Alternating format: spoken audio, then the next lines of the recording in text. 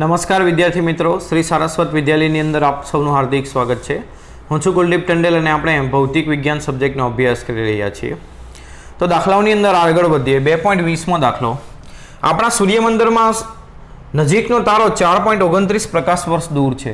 એટલે તારાનું અંતર અહીં આપ્યું છે 4.29 લાઇટ યર. પ્રકાશ વર્ષ એટલે લાઇટ યર. એક લાઇટ યર એટલે આપણને ખબર છે 9.46 × 10⁻15 મીટર થાય. તો આની અંદર શું પૂછ્યું છે? તો પાર્સેકમાં અંતર કેટલું હશે? 1 પાર્સેક ઇઝ ઇક્વલ ટુ કેટલા થાય? 3.08 × 10⁻16 મીટર. એટલે આટલા મીટર બરાબર 1 પાર્સેક. તો આટલા બરાબર કેટલા? એટલે એના વડે ભાગી દઈએ તો આ પાર્સેકની અંદર ફેરવાઈ જશે.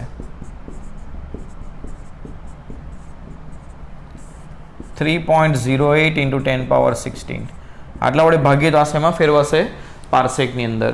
તો આ ગુણાકાર અને ભાગાકાર કરી કેલ્ક્યુલેટરની અંદર 4.29 × 9.46 / 3.08 કરીએ તો આવશે 13.176 ગુણ્યા 10⁻15 - 16 એટલે કેટલું થશે? -1. એટલે આને 1.317 છે. 7 ને કાઢી નાખીએ તો 32 લખી શકીએ. આટલા પાર્સેક આ અંતર થશે પાર્સેકની અંદર. આ દાખલાની અંદર આગળ ગણતરી કરીએ તો શું પૂછ્યું છે આગળ તે જોઈએ. સૂર્યની આસપાસ પોતાની ભ્રમણકક્ષામાં 6 મહિનામાં સમય અંતરાલે પૃથ્વીના 2 સ્થાનો પરથી આ તારાને જોવામાં આવે છે. 6 મહિનામાં પૃથ્વી અહીંથી અહીં પહોંચશે. એ બે વચ્ચેનું અંતર આગલા દાખલાની અંદર આપણને આપ્યું હતું એ જ લેવાનું છે, 3 × 10⁻11. બરાબર. ત્યાંથી આ તારાને જોવામાં આવે છે. આ તારાનું અંતર આપણને ખબર છે અહીં કેટલું? d, જે આપણે અહીં લખ્યું છે, આપ્યું છે આપણને. તો પૂછેલું શું છે? તો તે કેટલો કોણ આંતરશે? અહીં દ્રષ્ટિ સ્થાનભેદ કોણ કેટલો હશે? તો ખૂણો બરાબર શું થશે? ચાપ ભાગ્યા ત્રિજ્યા. ચાપની કિંમત 3 × 10⁻11 મીટર અને આ ત્રિજ્યા એટલે આ વચ્ચેનું અંતર, તારાનું અંતર કેટલું? 4.29 × 9.46 × 10⁻15 મીટર. આ આપણો જે જવાબ છે એ શેની અંદર આવશે? રેડિયનની અંદર. તો કેટલો જવાબ આવે એ જોઈએ. 3 × 4.29 / 9.46 આ કરીએ તો જવાબ આવે છે 0.0739 × 10⁻⁻4 રેડિયન. આ રેડિયનને આપણે પ્રથમ ડિગ્રીની અંદર ફેરવીએ તો શું કરશું? 180 × π વડે ગુણીશું. 10⁻⁻4 180 / π આ વડે ગુણીશું તો આ જવાબ શેમાં થઈ જશે? રેડિયન, ડિગ્રીની અંદર રેડિયનમાંથી ગુણ્યા 180 કરીએ ભાગ્યા 3.14 કરીએ તો એનો જવાબ આવશે 4.237 × 10⁻⁻4 ડિગ્રી. એને જો સેકન્ડમાં ફેરવવું હોય તો 3600 વડે ભાગવું પડશે. બરાબર. એટલે ભાગ્યા 3.6 કરીએ તો 1.17 × 10 નીચે 10⁻2 હતી, 10⁻3 હતી, તેને ઉપર લાવીએ તો -3 એટલે -4 અને -3 એટલે -7 આટલો સેકન્ડ આવો જવાબ આવશે. બરાબર. ચોપડીની અંદર પાછળ કંઈક જવાબ અલગ આપ્યો છે જે ખોટો છે. આ રીતે ગણતરી થશે. બરાબર. આ જે જવાબ આવશે રેડિયનમાં આવશે. આ રાખો તો પણ તમારો જવાબ ખોટો નથી. આગળ કન્વર્ટ કરવાની જરૂર પણ નથી. કરી પણ શકો અને ન કરો તો પણ ખોટું નથી. 2.21 અને 2.22 દાખલા તમારા અનુમાન લગાવવા માટેના છે. એટલે તમે શું વિચારો આવી રીતના દાખલા છે, એની કોઈ ગણતરી નથી. બરાબર. એટલે તમારી જાતે તમે એનું અનુમાન લગાવી શકો. બરાબર. અનુમાન લગાવો એટલે તમે શું કહી શકો, તમારા વિચાર શું છે, આવું બધું પૂછ્યું છે. બરાબર. તો એ ગણતરીની અંદર આવશે નહીં. એટલે તમે એને એક વખત વાંચી જશો તો ચાલશે. 2.23 ગણીએ. સૂર્ય એક ગરમ પ્લાઝમા છે કે જેની અંદરનો ગર્ભનું તાપમાન 10⁷ કેલ્વિનથી વધારે અને બાહ્ય પૃષ્ઠનું તાપમાન 6000 કેલ્વિન છે. આટલા ઊંચા તાપમાને કોઈપણ પદાર્થ ઘન કે પ્રવાહી અવસ્થામાં રહી શકે નહીં. સૂર્યની દળ ઘનતા ઘન અને પ્રવાહી અથવા વાયુની ઘનતાઓમાંથી કયા વિસ્તારમાં હોવાની તમને ધારણા છે. તમારું અનુમાન સાચું છે કે નહીં તેની ચકાસણી નીચે આપેલ માહિતી પરથી નક્કી કરી શકો. સૂર્યનું દળ આપ્યું છે 2 × 10⁻30 kg અને એની ત્રિજ્યા આપી છે 7 × 10⁸ મીટર. તો આના પરથી એની ઘનતા ગણી શકાય. ઘનતા બરાબર શું થશે? દળ ભાગ્યા કદ. દળ m અને સૂર્ય ગોળો છે એટલે ગોળાનું કદ શું આવે? 4/3 πr³. તો આ 3m ભાગ્યા 4πr³ આ થશે. બધી કિંમત અહીં મૂકીએ તો સૂર્યની ઘનતા, સૂર્યના દ્રવ્યની ઘનતા શું થશે? 3m બરાબર 2 × 10⁻30 ડિવાઇડ બાય 4 પાઈ એટલે 3.14 અને r નો ઘન એટલે 7 નો ઘન, 7 નો ઘન અને 10⁸ નો ઘન એટલે 10⁸ તો આને ગણતરી કરીએ તો 3 × 2 divide by 4 divide by 3.14 divide by 7 divide by 7 divide by 7 એનો જવાબ આવશે 0.00139 ઇન્ટુ 10⁻30 - 24 એટલે કેટલા થશે? 6. તો 1.39 ઇન્ટુ 10⁻3 કિલોગ્રામ પ્રતિ મીટર ક્યુબ આ તમારી ઘનતા આવી. હજી આ જે ઘનતા છે એ ઘન અને પ્રવાહીના ક્રમની છે, વાયુના ક્રમની નથી. એટલે સૂર્યના દ્રવ્યની ઘનતા, આ ઘનતા ઘન અને પ્રવાહીના વિસ્તારમાં છે, વાયુના વિસ્તારમાં નથી. એટલે આમ જોવા જઈએ તો કોઈ પણ દ્રવ્યના 3 જ સ્વરૂપ અવેલેબલ હોય, ઘન, પ્રવાહી અને વાયુ. પરંતુ ખૂબ ઊંચા તાપમાને દ્રવ્યનું એક ચોથું સ્વરૂપ પણ મળ્યું જેને પ્લાઝ્મા કહેવાય. એટલે સૂર્યની અંદર તાપમાન ખૂબ વધુ હોવાથી એના દ્રવ્યનું સ્વરૂપ જે મળે છે તે કયું મળે છે? પ્લાઝ્મા મળે છે. બરાબર. 2.24 ગણીએ. જ્યારે જુપિટર ગ્રહ પૃથ્વીથી આટલા મિલિયન કિલોમીટર દૂર હોય,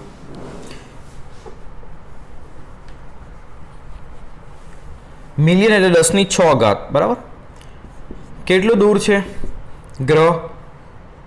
824.7 મિલિયન એટલે 10⁶ મીટર લખીએ. મિલિયન કિલોમીટર એટલે મિલિયન કિલોમીટર છે, બરાબર. તો આને 8.247 ઇન્ટુ 10⁸8 કિલોમીટર, કિલોમીટરને મીટરમાં ફેરવીએ તો 10⁻3, 6 ને 3 9 અને બીજા 2 ઉમેરીએ 8.24 લખવું હોય તો એટલે 6 ને 3 9, 10 અને 11 થશે મીટરની અંદર. આ રીતે લખીએ તો. ત્યારે કોણીય વ્યાસનું માપ, કોણીય વ્યાસ આલ્ફા 35.72 સેકન્ડ, એને આપણે શેમાં ફેરવીશું? રેડિયનમાં. તો સેકન્ડને ડિગ્રીમાં ફેરવવા 3600 વડે ભાગી દો અને રેડિયનમાં ફેરવા π/180 વડે ગુણી દો તો આ રેડિયનમાં થઈ જશે. તો જુપિટરનો વ્યાસ એટલે શું? અહીંથી આપણે જુપિટરને ઓબ્ઝર્વ કરીએ તો અહીં જે ખૂણો બને છે એને કહેવાય આલ્ફા. કોણીય વ્યાસ એનો વ્યાસ વડે બનતો ખૂણો, બરાબર. અને એનું અંતર આપણને આપ્યું છે તો એનો વ્યાસ ડી આપણે શોધવાનું છે. તો ખૂણો બરાબર શું થશે? ચાપ ભાગ્યા ત્રિજ્યા. તો આના પરથી ચાપ બરાબર શું થશે? ખૂણો ગુણ્યા ત્રિજ્યા. તો આલ્ફાની કિંમત 35.72 પાય એટલે 3.14 ડિવાઇડ બાય 3600 એટલે 3.6 × 10⁻3 180 એટલે 1.8 × 10⁻2 અને ડી વડે ગુણીએ તો ડી કેટલું છે?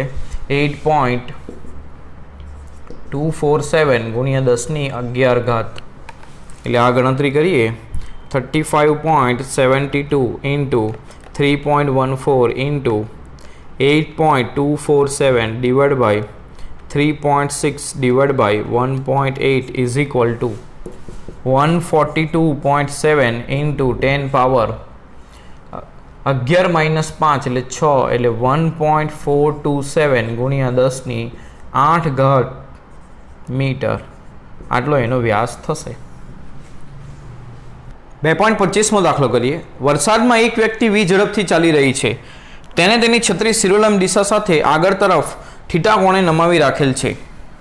એટલે એક વ્યક્તિ છે એ રસ્તામાં ચાલી રહી છે પણ તેણે તેની છત્રી એ થીટા કોણે નમાવી રાખેલી છે.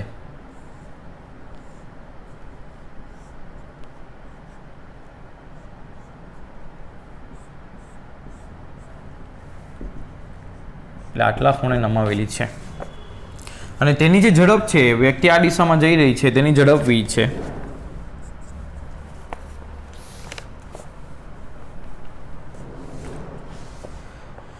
એક વિદ્યાર્થી થીટા અને વી વચ્ચેનો સંબંધ આવો લખે છે, tan થીટા બરાબર વી, અને તે અપેક્ષા મુજબ v tends to 0, theta tends to 0 ની મર્યાદામાં આ સંબંધ ચકાસે છે. તમે વિચારી શકો કે આ સંબંધ સાચો હોઈ શકે? જો નથી તો આવા કારણનું અનુમાન કરો. આ સંબંધ સાચો હશે કે નહીં તેનું અનુમાન કરવાનું છે. કેવી રીતે કરશું? બરાબર, તો આ સંબંધ સાચો છે કે નહીં નક્કી કેવી રીતે થશે? તો તમે જુઓ, આ સૂત્ર જો સાચું હોય તો બંને બાજુના પરિમાણિક સૂત્ર સમાન થવા જોઈએ. tan થીટાનું પરિમાણિક સૂત્ર લખીએ તો ત્રિકોણમિતીય વિધેયનું પરિમાણિક સૂત્ર આવે m0 l0 t0, અને v ઝડપ હોવાથી એનું પરિમાણિક સૂત્ર આવશે l1 t - 1. હવે અહીં એ tan થીટા એનું પરિમાણિક સૂત્ર એ v જેવું નથી, ડાબી બાજુનું પરિમાણિક સૂત્ર જમણી બાજુ જેવું નથી, તેથી આપેલ સૂત્ર એ ખોટું છે એવું આપણે કહી શકીએ. પારિમાણિક દ્રષ્ટિએ ખોટું તો સૂત્ર ખોટું જ કહેવાય. બરાબર, તો આ સંબંધ સાચો હોઈ શકે નહીં.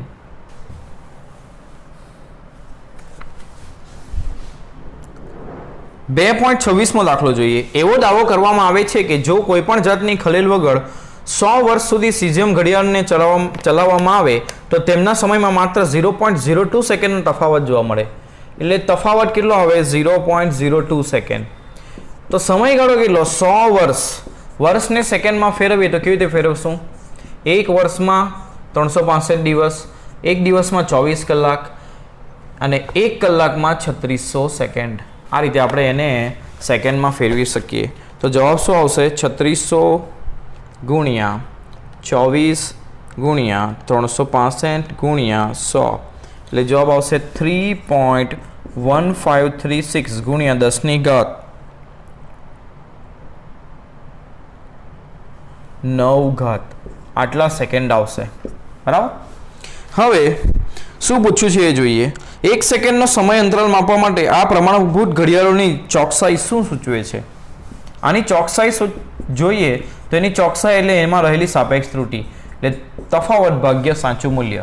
તફાવતને કેવી રીતે લખી શકીએ? 0.2 ને 2 ગુણ્યા 10 ની -2 ઘાત લખી શકીએ, અને આને 3.1536 ગુણ્યા 10 ની 9 લખીએ તો જવાબ કેટલો આવશે? 2 ભાગ્યા 3.1536, તો એનો જવાબ આવશે 0.634 ગુણ્યા 10 ની 9, -2 -9 એટલે -11 થશે. એ 6.34 લખીએ તો 10 ની -12. બરાબર, એટલે આની ચોકસાઈ એ ખૂબ જ ખૂબ નાનું મૂલ્ય સુધી આ માપન કરી શકે, ચોક્કસ પૂર્ણ માપન કરી શકે એવું કહી શકીએ. તો આ એક સેકન્ડનો સમય અંતરાલ માપવા શું યોગ્ય છે? તો યોગ્ય છે, કારણ કે એની અંદર તફાવત આટલા વર્ષમાં ફક્ત આટલો જ આવશે, એટલે એની ચોકસાઈ ખૂબ જ છે. 10 ની -12 એટલે ખૂબ નાનું મૂલ્ય પણ માપી શકે છે. એનો મતલબ આ ઘડિયાળ એ આ સમયનો અંતરાલ માપવા માટે યોગ્ય છે. એક સેકન્ડ માપશો તો તેમાં આટલો તફાવત આવી શકે. આટલો તફાવત એટલે આ તફાવત ખૂબ જ નાનો છે, જે આપણને અવગણી શકાય તેવો છે, આપણે અવગણી શકીએ તેવો, એટલે આપણે એ ઘડિયાળનો ઉપયોગ કરી શકીએ. 2.27મો દાખલો ગણીએ. સોડિયમ પરમાણુની સરેરાશ દળ ઘનતાનો અંદાજ કરો. ધારી લો કે તેનું પરિમાણ 2.5 એંગસ્ટ્રોમ છે, એટલે એની ત્રિજ્યા આપેલી છે 2.5 એંગસ્ટ્રોમ, એટલે 10 ની -10 મીટર લખીશું. સોડિયમના સ્ફટિક સ્વરૂપની ઘનતા, એટલે એના સ્ફટિક સ્વરૂપની ઘનતા એ 970 કિલોગ્રામ પ્રતિ મીટર ક્યુબ છે. હવે આપણે સોડિયમ પરમાણુની સરેરાશ દળ ઘનતાનો અંદાજ કરવાનો છે. તો સોડિયમ પરમાણુનું કદ કેટલું થશે? સોડિયમ પરમાણુનું કદ કેટલું થશે? તો 4/3 πr³. પરંતુ 1 મોલ માટે 1 મોલ સોડિયમ પરમાણુનું કુલ કદ કેટલું થશે? એક સોડિયમ પરમાણુનું કદ આટલું, તો 1 મોલ સોડિયમનું કદ કેટલું? તો 1 મોલમાં કેટલા સોડિયમના પરમાણુઓ રહેલા હોય? એવોગેડ્રો અંક જેટલા, એટલે એને કદ વડે ગુણી દઈશું તો આ ટોટલ કદ મળશે આપણને. એને ઇન્ટુ સોડિયમ પરમાણુની અંદર રહેલા 1 મોલની અંદર હંમેશા આટલા પરમાણુ રહેલા હોય એવોગેડ્રો અંક જેટલા, એટલે એના વડે સોડિયમના કદને ગુણી દઈશું તો આપણું આ કુલ કદ મળશે સોડિયમનું. બરાબર, હવે એના ઉપરથી એની ઘનતા શોધીએ તો 1 મોલનું દળ જે ખરું એને પરમાણુ ભાર કહેવાય, અને પરમાણુ ભાર સોડિયમનો હોય 23 ગ્રામ, એટલે એને કિલોગ્રામમાં લખો તો 10⁻³ કિલોગ્રામ લખાય, બરાબર. તો એની ઘનતા શોધીએ સોડિયમની, તો સોડિયમની ઘનતા કેટલી થશે? દળ ભાગ્યા કદ. દળ કેટલું? 23 × 10⁻³ અને કદ કેટલું? તો Na ઇન્ટુ સોડિયમનું કદ 4/3 πr³. આ બધી કિંમતો મૂકીએ, 3 ઉપર જશે, 3 × 23 × 10⁻³ ભાગ્યા Na એટલે 6.023 × 10⁻23, 4 પાઈ એટલે 3.14 અને r એની ત્રિજ્યા કેટલી છે? 2.5 એનો ઘન, અને 10⁻10 ઘાતનો ઘન -30 ઘાત. આ રીતનું થશે.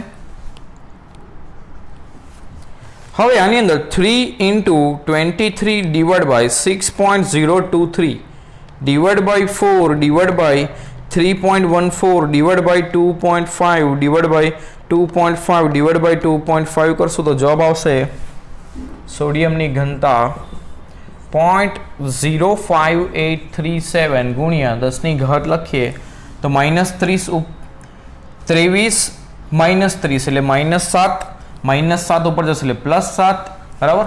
એટલે 10 ની 4 ઘાત થશે. 7 - 3 એટલે 4 ઘાત એટલે 583.7 kg/m³ આ સોડિયમ પરમાણુની ઘનતા આવશે. આટલી, બરાબર છે. શું કીધું છે? તો સ્ફટિક સ્વરૂપની ઘનતા એ બેમાં તફાવત છે. તો સ્ફટિક સ્વરૂપની ઘનતા અને સોડિયમ પરમાણુની ઘનતા લગભગ સરખી જેવી આવી, બહુ તફાવત નથી. એના પરથી એવું કહી શકાય, એટલે સ્ફટિક સ્વરૂપની ઘનતા અને પરમાણુની ઘનતા એ સરખી જેવી જ આવી, બરાબર. એવું કેમ? તો સોડિયમની અંદર બે પરમાણુઓ વચ્ચેનું અંતર ખૂબ ઓછું હોવાથી, જ્યારે આપણે વાયુ માટે ગણતરી કરી હતી ત્યારે પરમાણુની ઘનતા અને પરમાણુનું કદ અને આણ્વિક કદ એ અલગ આવ્યું હતું. કેમ? તો વાયુની અંદર અણુઓ એકબીજાથી ખૂબ દૂર રહેલા હોય, જ્યારે આની અંદર પરમાણુઓ એકબીજાની નજીક રહેલા હશે. તેથી આ બે ઘનતા એ સરખી જેવી જ મળે છે. 2.28 ન્યુક્લિયર માપક્રમ પરનો લંબાઈનો અનુકૂળ એકમ ફર્મી છે. ન્યુક્લિયસનો પરમાણુ નીચે આપેલ આનુભવિક સમીકરણને સામાન્ય રીતે અનુસરે છે. એટલે ન્યુક્લિયસની ત્રિજ્યા એ આટલી હોય છે એવું કહે છે. અને જ્યાં R0 ની કિંમત 1.2 ફર્મી, ફર્મી એટલે 10 ની -15 ઘાત મીટર, એટલે ત્રિજ્યાને તમે આ સ્વરૂપમાં લખી શકો. કોની? ન્યુક્લિયસની. આગળ સવાલમાં છે, તો દર્શાવો કે આ નિયમ સૂચવે છે કે વિભિન્ન ન્યુક્લિયસોની દળ ઘનતા લગભગ અચળ હોય છે. એટલે બધાની દળ ઘનતા સરખી હોય એવું તારવવાનું છે. તો કોઈ પણ ન્યુક્લિયસનું દળ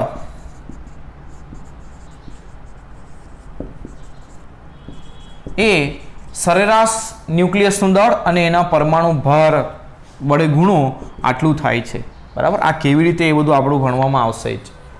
તમારે એના પરમાણુ ભારને ન્યુક્લિયસના સરેરાશ દળ વડે ગુણી દેવાનું, તો એ ન્યુક્લિયસનું દળ થતું હોય છે. અને આ જે સરેરાશ દળ છે ન્યુક્લિયસનું એ 1.66 × 10⁻27 કિલોગ્રામ લેવાનું હોય છે. આ બધું ધોરણ 12 ની અંદર ભણવાનું આવશે.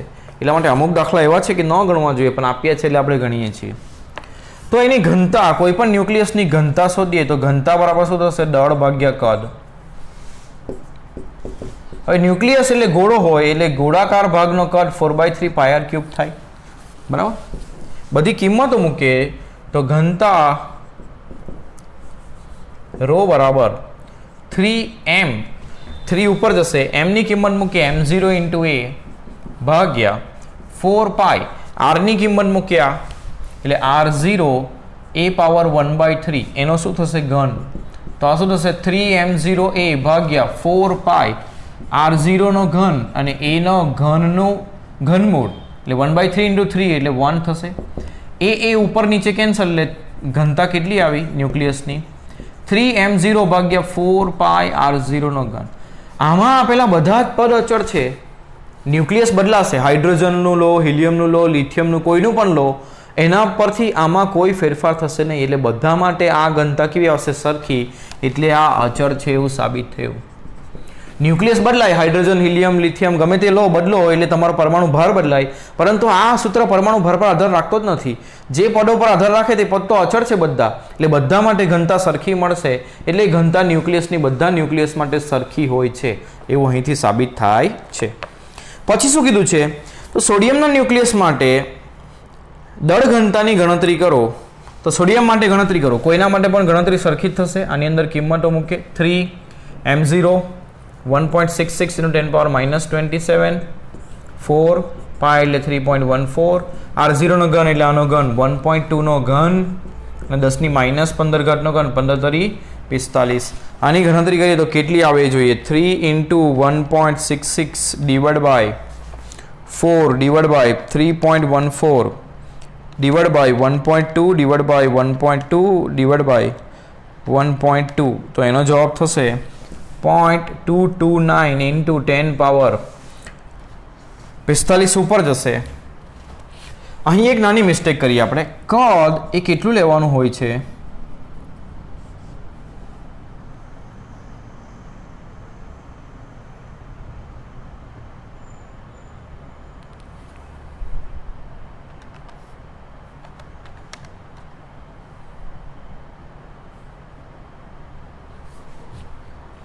પિસ્તાલીસ ઉપર જશે એટલે કેટલા થશે? 45 - 27 એટલે 18 ઘાત થશે. તો આને તમે લખી શકો 2.29 × 10 પાવર 17 કિલોગ્રામ પ્રતિ મીટર ક્યુબ. આ સોડિયમની ઘનતા આવી આ સૂત્ર પરથી. તો 2.27માં પરમાણુની દળ ઘનતા શોધેલી, ન્યુક્લિયસની દળ ઘનતા, આ ન્યુક્લિયસની દળ ઘનતા આવી સોડિયમના ન્યુક્લિયસની, અને પરમાણુની દળ ઘનતા શોધેલી એની સાથે તેની સરખામણી કરો. એટલે પરમાણુ, કોઈ પણ પરમાણુની અંદર શું હોય? આટલો નાનો ભાગ હોય જેને આપણે શું કહીએ? ન્યુક્લિયસ. તેની ઘનતા શોધી અને પરમાણુની દળ ઘનતા આપણે 2.27માં શોધી, જે કેટલી આવી પરમાણુની દળ ઘનતા?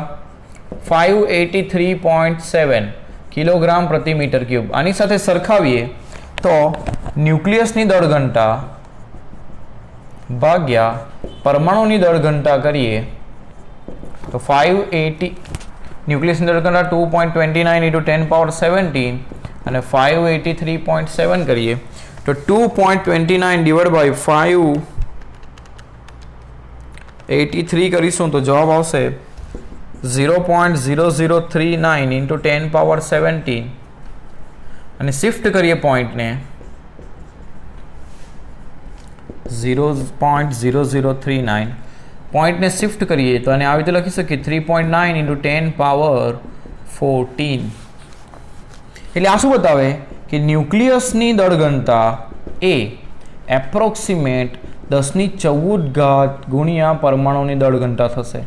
આને અહીં ગુણી દઈએ તો એટલે આ એવું બતાવે આપણને, બરાબર, આ એવું બતાવે કે ન્યુક્લિયસની દળ ઘનતા એ પરમાણુની દળ ઘનતા કરતાં આટલી ઘણી છે. આટલી ઘણી એટલે ખૂબ વધારે છે. એટલે એવું સમજો કે પરમાણુની અંદર જે વધારે ઘટ્ટ ભાગ છે એ કયો છે? ન્યુક્લિયસ. બાકી આજુબાજુ વધારે ખાલી જગ્યા હશે. એટલે પરમાણુની દળ ઘનતા એ ઓછી મળે છે, જ્યારે ન્યુક્લિયસની બહુ વધારે મળે છે. એટલે ન્યુક્લિયસ એ પરમાણુ કરતાં બહુ, પરમાણુની અંદર ન્યુક્લિયસ એ બહુ ઘટ્ટ ભાગ છે. ઘટ્ટ એટલે એની ઘનતા કેવી મળે છે? વધારે મળે છે. આ સમજવા માટે આ દાખલો હતો, બરાબર. 2.29 ગણીએ. લેઝર પ્રકાશનો અત્યંત તીવ્ર, એકરંગી તથા એકદિશ કિરણપુંજનો સ્ત્રોત છે. લેઝરના આ ગુણોનો ઉપયોગ લાંબા અંતરના માપન માટે કરવામાં આવે છે. લેઝરનો પ્રકાશીય સ્ત્રોત તરીકે ઉપયોગ કરીને પૃથ્વીથી ચંદ્રનું અંતર ખૂબ જ સચોટતાપૂર્વક મપાઈ ચૂક્યું છે. લેઝર પ્રકાશીય પુંજ ચંદ્રની સપાટીથી પરાવર્તન પામીને આટલી સેકન્ડમાં પાછો આવે છે. એટલે અહીં પૃથ્વી પરથી આપણે ચંદ્ર ઉપર લેઝરનો પ્રકાશ મોકલીશું એટલે પ્રકાશ જશે અને પરાવર્તન પામીને ફરી પાછો આવશે, બરાબર. તો પૃથ્વીની ફરતે ચંદ્રની કક્ષાની ત્રિજ્યા, એટલે ચંદ્ર જે કક્ષામાં ભ્રમણ કરે છે, એટલે એવું સમજો આ પૃથ્વી છે, આ પૃથ્વી છે અને એની આસપાસ ચંદ્ર ભ્રમણ કરે છે. તો અહીંથી આપણે લેઝર મોકલી, ફરી પરાવર્તન પામીને ફરી પાછી આવી. તો આ જે ત્રિજ્યા છે એ આપણે શોધવાની છે એની ભ્રમણ કક્ષાની. તો તમે જુઓ લેઝરે કાપેલું અંતર કેટલું થશે? ત્રિજ્યા જેટલું અંતર કાપ્યું, ફરી પાછું આવ્યું એટલે ફરી પાછું એટલું અંતર કાપ્યું, એટલે ત્રિજ્યાનું બમણું અંતર કાપ્યું. એના માટે લાગતો સમય, એ સમય કેટલો લીધો તો 2.56 સેકન્ડ. હવે લેઝર એક પ્રકાશ છે. પ્રકાશની ઝડપ હંમેશા શૂન્યાવકાશમાં 3 × 10⁸ મીટર પ્રતિ સેકન્ડ હોય છે. તો ઝડપ બરાબર અંતર ભાગ્યા સમય સૂત્ર વાપરીએ. અંતર 2r જેટલું કાપે છે, સમય આટલો. તો આના પરથી અંતર r બરાબર શું થશે? ct/2. c ની કિંમત 3 × 10⁸, t ની કિંમત 2.56 ભાગ્યા 2. એટલે ચંદ્રનું અંતર કેટલું થશે પૃથ્વીથી એમ આપણને સરળતાથી મળશે. એના ભ્રમણ કક્ષાની ત્રિજ્યા 3 × 2.56 / 2 એટલે 3.84 × 10⁸ મીટર એ ચંદ્રની ભ્રમણ કક્ષાની ત્રિજ્યા થશે. સિમ્પલ. લેઝર ગયું ફરી પાછું આવ્યું એટલે અંતર r અને r બે વખત કાપ્યું. r જતી વખતે r આવતી વખતે એટલે 2r અંતર કાપ્યું. એના માટેનો સમય આપેલો છે. લેઝર પ્રકાશ છે એટલે એની ઝડપ એટલી લેવાની. ઝડપ બરાબર અંતર ભાગ્યા સમય, આ સૂત્ર વાપરશું એટલે આ જવાબ આવશે. 2.30 ગણીએ. પાણીની નીચે રહેલી વસ્તુઓને શોધવા માટે તેમજ તેમના સ્થાન નક્કી કરવા માટે સોનારમાં અલ્ટ્રાસોનિક તરંગોનો ઉપયોગ થાય છે. એક સબમરીન સોનારથી સુસજ્જ છે, જેના દ્વારા ઉત્પન્ન થતા સંશોધક તરંગ અને દુશ્મન સબમરીનથી પરાવર્તિત તેના પ્રતિધ્વનિની પ્રાપ્તિ વચ્ચેનો સમય વિલંબ 77 સેકન્ડ છે. તો શત્રુની સબમરીન કેટલી દૂર હશે? પાણીમાં ધ્વનિની ઝડપ આટલી લો, 1450 મીટર પ્રતિ સેકન્ડ અને સમયગાળો 77 સેકન્ડ. હવે સોનાર સિસ્ટમ શું છે? તો સબમરીન પાણીની અંદર હોય એટલે આગળ કોણ રહેલું એ પ્રકાશથી જોઈ નહીં શકે. અહીંયા દુશ્મનનું સબમરીન હોય અને અહીંયા આપણું સબમરીન હોય તો એ અહીં છે એવું પ્રકાશથી જોઈ ન શકાય ટોર્ચ પાડીને. તો શું કરવામાં આવે? અહીંથી ધ્વનિનું એક તરંગ મોકલવામાં આવે. એ તરંગ જો અહીં સબમરીન બીજું કંઈક વસ્તુ હશે તો તેની સાથે અથડાઈને પરાવર્તન પામીને ફરી પાછું અહીં આવશે. એટલે જો આ તરંગ અથડાઈને ફરી પાછું આવ્યું તો સમજવાનું કે આગળ કંઈક વસ્તુ છે. જો કંઈ નહીં હશે તો આ તરંગ ફરી પાછું અથડામણ પામીને આવશે નહીં. એટલે આવે તો કેટલા સમયમાં પાછું આવ્યું એ બધી ગણતરીઓ ઉપરથી આ દુશ્મનનું સબમરીન ક્યાં છે તે આપણે શોધી શકીએ. એટલે શું થયું આમાં કે તરંગ, ધ્વનિનું તરંગ એ ગયું, આ દુશ્મન સબમરીન સાથે અથડાયું અને ફરી પાછું આવ્યું. બરાબર? તો આ થવા માટે આટલો સમય લાગ્યો. આ તરંગને તમે મોકલું અને ફરી પાછો અહીંયા પહોંચે એટલા માટે આટલો સમય લાગ્યો. કેટલો? તો 77 સેકન્ડ. એટલે આના માટે અંતર કેટલું કાપ્યું? તો દુશ્મન સબમરીનનું જતી વખતે દુશ્મન સબમરીન જેટલું અંતર અને આવતી વખતે પણ એટલું અંતર, એટલે કાપેલું અંતર કેટલું થશે? 2d જેટલું થશે. બરાબર? અને એના માટેનો સમય આટલો થશે, એની ઝડપ આટલી છે. તો શત્રુનું સબમરીન કેટલી દૂર હશે? એટલે બે વચ્ચેનું શત્રુનું સબમરીનનું અંતર શોધવાનું છે. તો કેવી રીતે શોધશું? ફરી પાછો એ જ કોન્સેપ્ટ.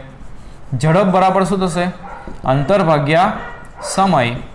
તો ઝડપ v લખીએ તો અંતર 2d ભાગ્યા સમય t, તો d બરાબર vt ભાગ્યા 2. 1450 ધ્વનિની ઝડપ આપેલી છે પાણીની અંદર. d બરાબર અંતર આપણે શોધવાનું છે. t કેટલું છે? 77 અને બાય 2 એટલે 1450 ઇન્ટુ 77 ડિવાઈડ બાય 2 કરો એટલે તમારો જવાબ આવશે 55825 આટલા મીટર. એટલે આમ જોવા જઈએ તો 55.825 ગુણ્યા 10⁻³ મીટર એટલે આટલા કિલોમીટર થાય. એટલે 55.825 કિલોમીટર. એટલે દુશ્મન સબમરીન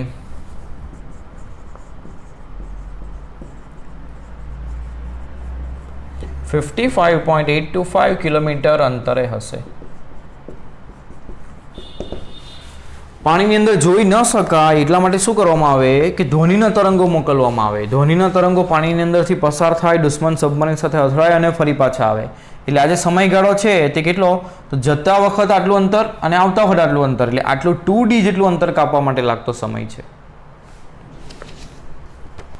2.31 ની અંદર જોઈએ, આપણા વિશ્વમાં આધુનિક ખગોળવિદો દ્વારા શોધાયેલ સૌથી દૂરનો પદાર્થ એટલો દૂર છે કે તેના દ્વારા ઉત્સર્જાયેલો પ્રકાશને સૂર્ય સુધી પહોંચવા માટે અરબો વર્ષ લાગે છે. આ પદાર્થોના કેટલાક રહસ્યમય લક્ષણો છે કે જેનો આજ સુધી સંતોષકારક રીતે સમજાવી શક્યા નથી. આવા એક ક્વાસરમાંથી ઉત્સર્જાતો પ્રકાશને આપણા સુધી પહોંચવા 3 અબજ વર્ષ લાગશે. કેટલું વર્ષ લાગશે? એટલે સમયગાળો ગણીએ તો 3 અબજ વર્ષ. બરાબર. 3 અબજ એટલે 10 ની કેટલી ઘાત થાય? અબજ એટલે 100 કરોડ. કરોડની અંદર કેટલા ઝીરો આવે? 7. બરાબર. 100 કરોડની અંદર કેટલા ઝીરો થશે?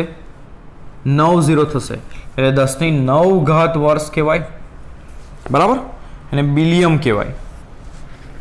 હવે આટલા વર્ષને સેકન્ડમાં ફેરવીએ તો એક વર્ષમાં 365 દિવસ, એક દિવસમાં 24 કલાક અને એક કલાકમાં 3600 સેકન્ડ. એટલે આ સેકન્ડમાં જવાબ આવશે. એ કેટલો છે તે પહેલાં ગણી લઈએ. તો 3600 ગુણ્યા 24 ગુણ્યા 365 ગુણ્યા 3 તો થશે 9.46 ગુણ્યા 10 ની ઘાત 3 3 6 ને 7 અને બીજી 10 ની 9 ઘાત એટલે થશે 9 ને 7 16 ઘાત. 9.46 ગુણ્યા 10 ની 16 ઘાત સેકન્ડ. તો તેનું અંતર, આ જે વસ્તુ છે ક્વાસર, તેનું અંતર કેટલું? તો ક્વાસરમાંથી પ્રકાશ અહીં પહોંચે છે તો પ્રકાશની ઝડપ કેટલી આવે શૂન્યાવકાશમાં? 3 × 10⁸ મીટર પર સેકન્ડ.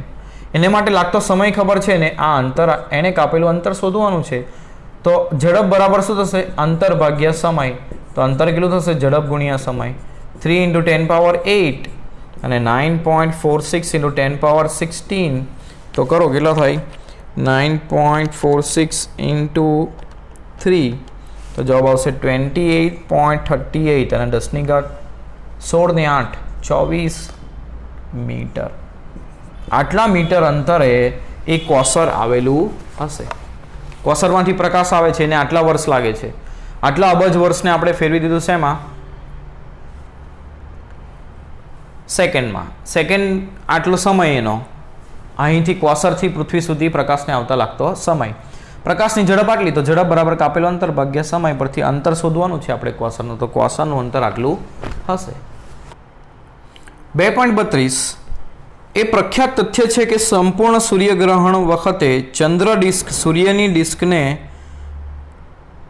પૂરેપૂરી ઢાંકી દે છે. એટલે અહીં ચંદ્ર હશે જે આ સૂર્યની ડિસ્કને ઢાંકી દે છે ક્યારે? સૂર્યગ્રહણ વખતે. તો આ તથ્ય અને ઉદાહરણ 2.3 અને ઉદાહરણ 2.4ના સૂચનોનો ઉપયોગ કરીને ચંદ્રનો વ્યાસ શોધો. એટલે આ ચંદ્રનો વ્યાસ એ શોધવાનું છે. હવે ઉદાહરણ 2.3 અને 2.4 ઉપરથી અમુક વસ્તુઓ એટલે અમુક મૂલ્યોનો ઉપયોગ આપણે કરીએ તો ચંદ્રનું અંતર એની અંદર હતું, સૂર્યનું અંતર પૃથ્વીથી એની અંદર હતું, સૂર્યનો વ્યાસ પણ એની અંદર ગણ્યો તો આપણે, પરંતુ ચંદ્રનો વ્યાસ કેટલો એ શોધવાનો છે. તો તમે અહીં આકૃતિમાં જુઓ, દ્રષ્ટિ સ્થાનભેદ રીતનો ઉપયોગ કરતા હતા આપણે, એમાં ચંદ્રને જોયું અને સૂર્યને જોયું, આ રીતની ગોઠવણ થશે. તો આ અંતર ચંદ્રનું એ આપણે એ દાખલામાં છે આપણી પાસે. સૂર્યનું અંતર પૃથ્વીથી એ પણ આપણી પાસે છે, સૂર્યનો વ્યાસ પણ આપણી પાસે છે. તો આ ચંદ્રનો વ્યાસ શોધવાનો છે. અહીં બનતો ત્રિકોણ જુઓ ABC અને ADE. એ ખૂણો બંનેમાં કોમન છે એટલે સરખો છે. D અને B ખૂણો સરખો થશે, C અને E. એટલે આમ જોવા જઈએ તો ત્રિકોણ ABC અને ત્રિકોણ ADE સમરૂપ છે. તો સમરૂપની સંગતતાનો ઉપયોગ કરીએ તો શું લખી શકીએ આપણે? AE ભાગ્યા AC, AE ભાગ્યા AC, AE ભાગ્યા AC બરાબર DE ભાગ્યા BC. આવું લખી શકીએ. AE ભાગ્યા AC બરાબર DE ભાગ્યા BC. આ રીતે લખી શકીએ. તો AE શું છે? D ચંદ્ર, ચંદ્રનું અંતર. AC શું છે? સૂર્યનું અંતર. DE શું છે? ચંદ્રનો વ્યાસ. અને BC શું છે? સૂર્યનો વ્યાસ. તો આના પરથી આપણે ગણવાનું છે ચંદ્રનો વ્યાસ. તો આ પદને અહીં ગુણીએ તો ચંદ્રનો વ્યાસ કેટલો થશે? સૂર્યનો વ્યાસ ગુણ્યા ચંદ્રનું અંતર ભાગ્યા સૂર્યનું અંતર. બધી કિંમતો મૂકીએ તો જવાબ આવશે સૂર્યનો વ્યાસ 1.39 × 10⁹ મીટર, ચંદ્રનું અંતર 3.84 × 10⁸ અને સૂર્યનું અંતર 1.496 × 10⁻11.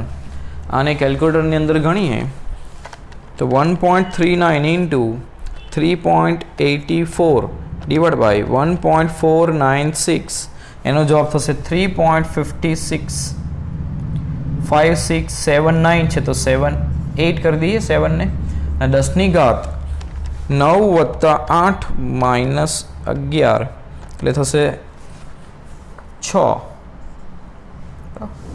એટલે આને તમે લખી શકો આટલા મીટર એટલે 3568 ગુણ્યા 10⁻³ મીટર લખી શકો. 10⁻³ મીટર 3568 ગુણ્યા 10⁻³ મીટર એટલે કિલોમીટર લખવું હોય તો 3568 કિલોમીટર. આ શું થશે? ચંદ્રનો વ્યાસ. તો આ રીતે તમે ઇઝીલી ગણતરી કરી શકો, પણ આ મેથડ તમારે એની અંદર યુઝ કરવાની છે. તો જે દાખલા મેં કરાવ્યા છે એ ગણવા જેવા દાખલા છે. અમુક દાખલા એવા જે તમારું અનુમાન કરો, આવું કરો, એવી રીતના દાખલા છે એ આપણે સ્કીપ કર્યા છે. ખાલી 3 દાખલાઓ, બાકીના બધા આપણે ગણ્યા છે. એટલે એમાં ગણતરી હતી જ નહીં એટલે સ્કીપ કર્યા છે. ગણાવવા જેવું કશું હતું નહીં. તમારું અનુમાન કરો, તમે શું કહેવા માંગો છો આવું પૂછ્યું હતું. તો છેલ્લો દાખલો પણ આ પ્રકારનો જ છે એટલે એને પણ આપણે સ્કીપ કરીએ, બરાબર. અને આ ચેપ્ટર અહીં આપણે પૂરું કરીએ છીએ, બધા દાખલા અને બધી થિયરીઓ સહિત. અને હવેથી આપણે નવું ચેપ્ટર શરૂ કરીશું. તો આ બધા દાખલાઓનો તમારે ઘરે પ્રેક્ટિસ કરવી તો જ તમને પરીક્ષાની અંદર ઇઝીલી ગણતરી આવડશે.